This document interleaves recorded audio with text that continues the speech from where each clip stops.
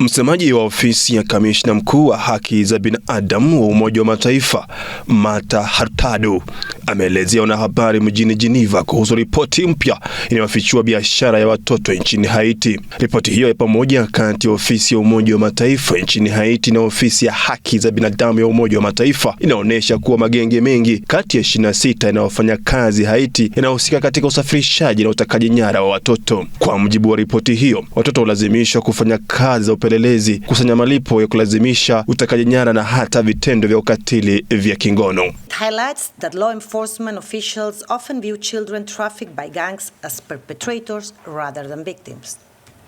In some circumstances, some children accused of gang associations have been summarily executed by police officers.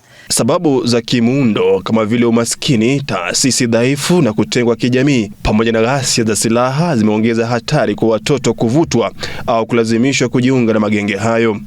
Exploitation to which children are subjected, ranging from running errands, monitoring security forces, or collecting extortion payments, to more violent acts like destructions, property, kidnappings, targeted killings, and sexual violence. Ripoti hiyo imeonya kuwa watoto kutoka familia maskini wanaoishi mitaani au katika kambi za wakimbizi wa ndani kwa ndani wako kwenye hatari kubwa zaidi. Aidha, baadhi ya maafisa wa usalama watazama watoto hao kama wahalifu badala ya waathiriwa.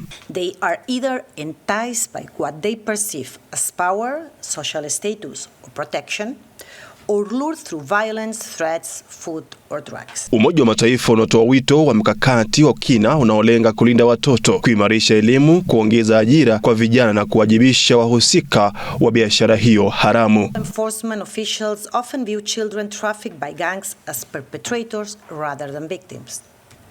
In some circumstances, some children accused of gang associations have been summarily executed by police officers.